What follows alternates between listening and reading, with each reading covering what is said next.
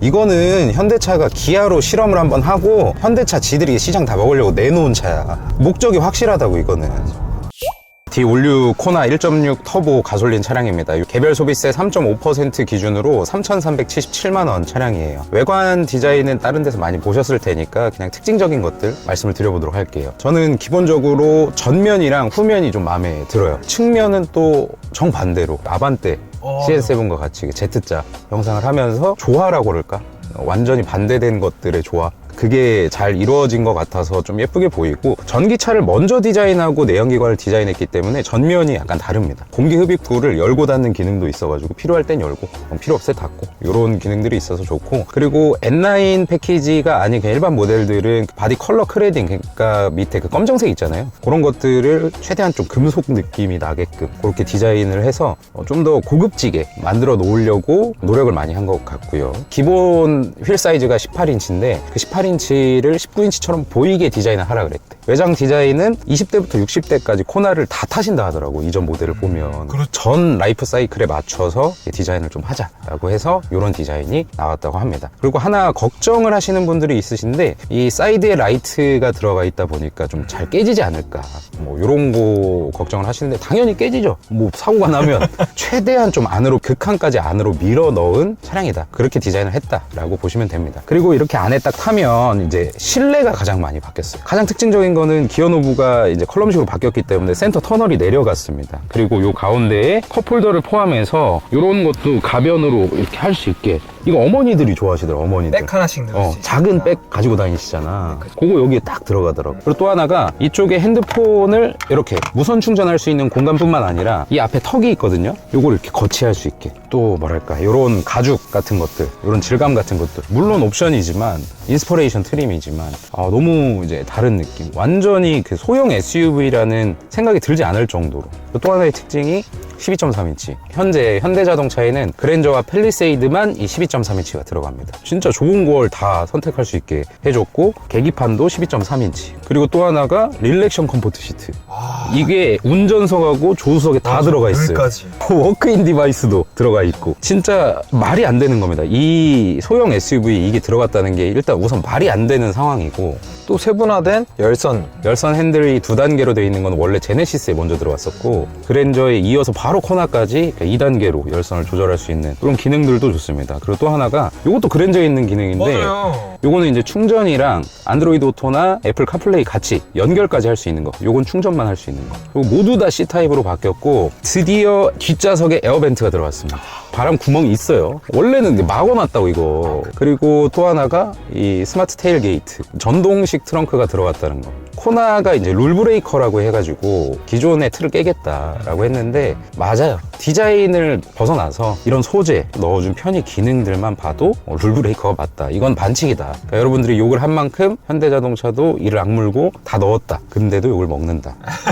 이렇게 보시면 됩니다. 일단은 이 차량을 3일 전에 받아서 지금 한 600km 넘게 탔습니다. 한번 리셋을 시키고 573km 탔으니까 다른 차량 비교를 하진 않을게요. 스포티지 사겠다, 뭐 투싼 사겠다, 반박시 여러분들의 말이 맞습니다. 비교하면 한도 끝도 없어요. 이 차가 어떤지 일반인의 입장에서 소감 정도를 말씀드리는 주관적인 영상이라고 보시면 되고, 출발을 해보도록 할게요. 가격 얘기를 먼저 좀 해볼게요. 우선은 기존보다 300만 원이 올랐습니다. 대신 그 300만 원을 올리기에 따른 그 타당성에 대한 검토를 엄청 많이 했다 하더라고요. 그리고 타겟으로 잡은 게 셀토스 가장 많이 팔리는 등급이랑 옵션, 그거랑 47만 원 차이 납니다. 일단 뭐 자극적인 영상들을 보면 뭐 코나가 4천만 원이다. 맞아요. 있는 거 없는 거 다 때려 넣으면 4천만 원이 넘습니다. 근데 그렇게 사실 분들이 얼마나 되시겠어요. 각각의 트림에 따른 타겟도 다 다르고 옵션들도 다 달라요. 그래서 여러분들이 코나가 얼마냐라고 누군가가 물어봤을 때 기본 가격을 말씀을 해주셔야지, 풀옵션에 취등록세 다 넣고 누군 또 보험료까지 녹여가지고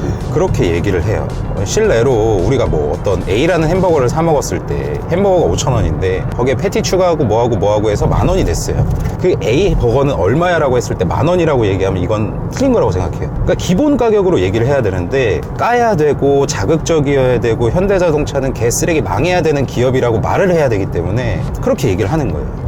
옵션, 트림 그 누구도 강요 안 하고 내가 필요한 정도만 넣고 살 수 있게 모든 걸 다 꾸며놨습니다. 수입차는 달라요. 한국 법인에서 옵션을 다 맞춰놓고 트림만 바꿔가지고 여러분들이 트림만 선택할 수 있도록 해준 겁니다. 넣고 싶다고 넣을 수도 없고요, 빼고 싶다고 뺄 수도 없어요. 국산차의 장점이 그겁니다. 주행 환경이나 나의 그 소득 수준 혹은 재산에 맞춰서 여러분들에게 자유롭게 선택권을 준 게 좋은 거지 그게 전혀 나쁜 건 아니다 라고 생각을 합니다. 그냥 여기까지 가격은 딱 말씀을 드릴게요. 가속 성능을 한번 보겠습니다.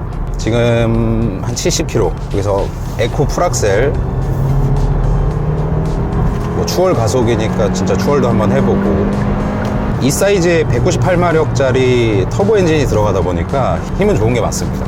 그리고 노말로 변경해서 살짝 터보력이 줄어드는 그런 거.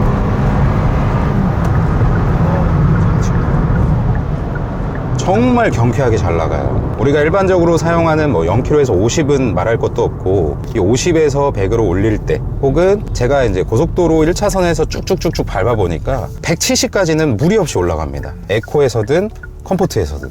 그리고 이게 이제 DCT를 뺐습니다. 그러니까 자동 8단이 들어가는데 미션이, 궁합은 환상적이라고 말하면 거짓말이고요. 저속에서의 변속은 굉장히 빨라요. 8단이라서 이제 쭉쭉쭉쭉 변속해 주는 거는 굉장히 빠른데, 고속에서 혹은 스포츠 모드를 넣었을 때 악셀에서 딱 발을 떼고 우리가 흔히 말하는 토크밴드를 유지시켜 주는 게 없고 빠르게 이제 고단으로 올려버리는 거지. 저단으로 유지를 좀 해줘야 되는데, 그런 부분들이 좀 아쉽긴 하지만 이 차량의 성향을 봤을 때는 그 세팅이 맞는 것 같기도 하고, 누가 그렇게 밟고 다니겠어. 그렇죠. 이 동급 차량들 보면은 기름 냄새만 맡아도 간다 라는 얘기들 하잖아요. 이 차 연비는 어느 정도 되고 괜찮았었나요? 저는 저 혼자 달려다닐 때 절대 얌전히 운전 안 합니다. 고속도로 1차로 뚫려 있으면 진짜 많이 밟아요. 지금 500km 누적 연비가 9.8이고 연비 운전 그때 차 받아서 천안으로 왔을 때 13.8까지인가 나왔었어. 1.6 가솔린 엔진도 연비가 그렇게 나쁘지만은 않은 수준입니다. 9.8이 지금 낮아 보일 수 있어요. 근데 대신 과격하게 운전해도 요 정도 나온다 라고 생각을 해주시면 됩니다. 이렇게 고속도로에 들어와서 운전자 보조장치 사용해보면, 보여드리기 위해서 잠깐만 떼도 지금 공사 중인데도 불구하고 좌우로 막 흔들린다든지 그런 게 전혀 없이 이렇게 유지가 잘 됩니다. 그리고 후측방 모니터가 들어가서 화질이 정말 좋고, 그리고 끊김이 없습니다. 일단 프레임스가 높은 것 같아요. 야간에도 잘 보이고요. 그래서 이런 부분들도 굉장히 신경을 많이 썼고, 이제 서스펜션 얘기를 해볼 텐데, 사륜을 넣지 않으면 1.6 터보 가솔린에서는 뒷자리가 토션빔이 들어가요. 뒤에 서스펜션이. 그러니까 사륜을 추가해야 멀티링크가 들어가고, 1.6 하이브리드는 기본으로 멀티링크가 들어갑니다. 그러니까 토션빔이라고 해서 승차감이 무조건 안 좋은 게 아닙니다. 토션빔이라도 승차감을 좌지우지하는 건 어떻게 세팅을 했느냐. 이번에 코나는 그 하이드로 부싱이라고 이 부싱류에 신경을 많이 썼다고 하더라고요. 그래서 토션빔이지만 그래도 승차감을 생각해서 세팅을 했다 말은 하는데, 실제로 타보면 그냥 일반적인 상황에서는 괜찮습니다. 근데 굴곡이 양쪽이 다르거나, 우리가 코너를 돌아 나가다가 뭐 맨홀 뚜껑을 한쪽 바퀴만 밟았다거나, 그리고 어떤 파인 홈을 양쪽 바퀴가 다르게 밟을 거 아니에요, 코너를 돌다 보면. 그럴 때 이제 좀 흔들리는 것들, 차가 트랙션을 좀 잃어버리는 느낌들, 그런 느낌들이 있긴 해요. 그리고 지금 이렇게 달려서 풍절음도 말씀을 드리면, 바람이 거의 없는 날에는 한 130부터 좀 크게 들리는 것 같고요. 그 미만에서는 많이 잡았습니다. 이 윈드실드 앞유리에서 들어오는 풍절음도 많이 잡았고, 하부 소음도 정말 없는 편이에요. 이게 코나 이번에 개발할 때 그 철판 위에 차음 매트랑 그걸 다 깔아놨다 하더라고요. 기본적으로 조용합니다. 이 노면 소음이 원래 이게 말이 안 되거든요, 이것도. 그리고 패밀리카로 쓰시는 분들도 있으실 거예요. 1세대 코나는 이걸 살까 하다가도 뒷자리 공간하고 이 러기지, 그러니까 짐 넣는 곳들 공간 때문에 그 바로 윗급으로 넘어가시는 경우고, 다른 선택을 하시는 경우가 많았어요. 근데 기존 대비 30%를 키워놨기 때문에 그 기존의 불만들, 그러니까 너무 뒷자리가 좁고 짐 실는 공간이 너무 좁다 라고 했던 것들을 최대한 키워서 이런 고민을 좀 없애줄 수 있도록 했다고 하더라고요. 그러니까 일반적으로 1열에서 우리가 보통 앉아서 가는 시트 자세에서는 그렇게까지 좁진 않아요, 뒤에 앉으면. 근데 완전히 빼면 못 타요. 성인은 못 타요, 완전히 뒤로 빼면. 그러니까 패밀리카로 쓸 수는 있지만 넉넉하진 않습니다. 처음 타는 차라고 하더라도 브레이크에 대한 이질감이 덜한 점이 너무 좋거든요. 어떤 것 같아요, 브레이크는? 근데 나도 이게 익숙하지. 왜냐면 제일 많이 타는 차가 현대차이기 때문에 확실히 우리가 그 저속에서 갈 때 이런 브레이크가 좋은 것 같아요. 만약에 그렇죠. 가다 서다 할 때 팍팍 쓰면 막 이렇게 된다고. 맞아, 이렇게 되죠. 근데 살짝만 올리면 그 딱 살짝 쓰는 막 이런 느낌들. 부드럽게 설 수 있는 이런 세팅이 좋아요.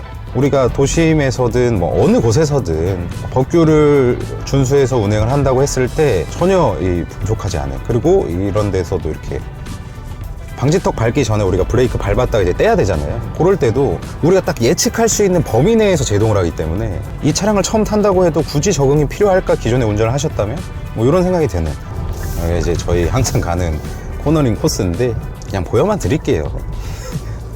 아까 전에 말씀드린 그 불안함이 뭔지 살짝 속도를 내가지고 이렇게 돌아 나가 보면 이 정도는 괜찮아. 이 정도는. 그리고 롤이 심하게 많이 없습니다. 생각보다. 오, 맞아요. 이렇게 한번 이렇게 갔다가 다시 반대쪽으로 이렇게 훅 틀어도 롤이 막 물렁물렁 하면서 이렇게 뒤뚱뒤뚱 하는 게 아니라 그냥 한번 기울어졌다가 자세 잡고 끝, 기울어졌다가 자세 잡고 끝, 뭐 이런 거기 때문에 뒤뚱거림 때문에 멀미하시는 일은 많이 없을 거라고 생각해요. 요럴 때 특히 여기 이럴 때 요거 뒷바퀴가 한번 이게 탁 틀어지는 느낌, 바닥에서 떠가지고 요걸 말씀드린 거지 아까 전에. 이게 코너링에 있어서도 근데 핸들이 살짝 무거운 감이 있잖아요. 무겁다기보다는 묵직한 감. 묵직한 감이 있어. 차량을 정차했을 때 돌려보면 되게 가벼운데 그 속도에 따라서 이제 좀 바뀌는 것 같아. 그러니까 핸들이 차급에 비해서 좀 묵직한 편입니다. 돌릴 때도. 그래서 안정감이 좀 있는 것 같아요. 이 승차감이라는 건 항상 말씀드리지만 여러 가지 요소가 섞이잖아요. 이런 것들을 종합적으로 사견을 말씀을 드리자면 차량 목적에 맞게 잘 세팅이 됐다라고 생각하고, 승차감을 점수로 따지면 저는 코나를 생각했을 때, 코나만을 생각했을 때 한 80점 정도를 주고 싶습니다. 상품성으로 고려한다면 그러니까 상품성을 고려하는 게 상품성 점수를 매기라는 거죠. 100점이야. 이거를 어떻게 뛰어넘어 이거를. 이거는 현대차가 기아로 실험을 한번 하고 현대차 지들이 시장 다 먹으려고 내놓은 차야. 목적이 확실하다고. 이거는 셀토스랑 니로를 잡겠다, 이건 완전히 잡겠다, 그렇게 만들어 놓은 차예요. 좀 과감한 시도를 했다라고 보시면 됩니다, 상품성 입장에서는. 그리고 기존에는 코나가 차가 작아서 운전하긴 편하지만 주차 보조 장치들이 많이 없어서 그게 또 피드백이 많았었대. 근데 지금 다 들어가 있잖아. 서라운드 뷰, 리모트 컨트롤 해가지고 차 앞뒤로 빼는 거, 측방 센서 뭐 다 들어가 있기 때문에 주차 보조 장치를 켜잖아요. 어디 때려 박고 싶어도 못 박아요. 이거는 앞뒤로 다 져버리고 측면까지 뭐 다 져버리는데, 정말 인생의 첫 차로 시작해도 좋고, 나는 도심형 SUV 사이즈 그냥 좀 조그만한 거 해가지고 기능 많이 들어가 있는 거 타고 싶다라고 하셨을 때, 현재로서는 이 가격인 코나만 한 거 없습니다. 이 가격에는 수입차 댓글로 작성해 주세요. 똑같은 가격에 같은 엔진이어야 되고 같은 급의 요 정도 상품성이 있는 수입차가 있다면 작성 부탁드립니다. 뭐 이렇게 저희가 대부분 좋은 얘기를 했지만 실제로 타보고 좋아서 좋다고 말씀을 드리는 거지, 뭐 현대자동차한테 돈을 단 한 번도 받아본 적이 없고요. 차량 지원 현대자동차를 써놔야 되는 거는 안 쓰면 불법입니다. 그래서 써놓는 거고. 그러니까 차를 이렇게 빌려준다고 해서 뭐 가이드를 준다거나 그런 거 없으니까 제발 좀 오해 좀 안 하셨으면 좋겠어요. 이렇게 코나를 지금 뭐 600km 넘게 타보면서 짤막하게 영상으로 말씀을 드렸습니다. 종합적으로 봤을 때 아까도 말씀드렸듯이 굉장히 높은 점수를 주고 싶은 차량이고, 1.6, 2.0 가솔린이나 하이브리드나 어떤 걸 선택하셨더라도 시승을 한번 해보시게 되면 진짜 좋아하실 거예요. 기존에는 이 차량에 이거 있는 게 어디냐라고 생각을 하셨다면 지금 코나는 이 차에 이게 있어? 라고 할 정도로 너무나도 운전자 혹은 탑승자가 느꼈을 때 많은 부분들이 장점으로 다가오기 때문에 그런 부분들은 만족을 하실 거라고 생각하고요. 초반에 말씀드렸지만 시승기는 정말 주관적인 거고, 항상 일반인의 입장에서 이 차만을 바라보고 그리고 가격대를 생각해서 말씀드린 거니까 그 부분은 양해 좀 부탁드리겠습니다. 오늘 영상 여기서 마치겠습니다. 시청해주셔서 감사드리고 항상 건강하셨으면 좋겠습니다. 감사합니다.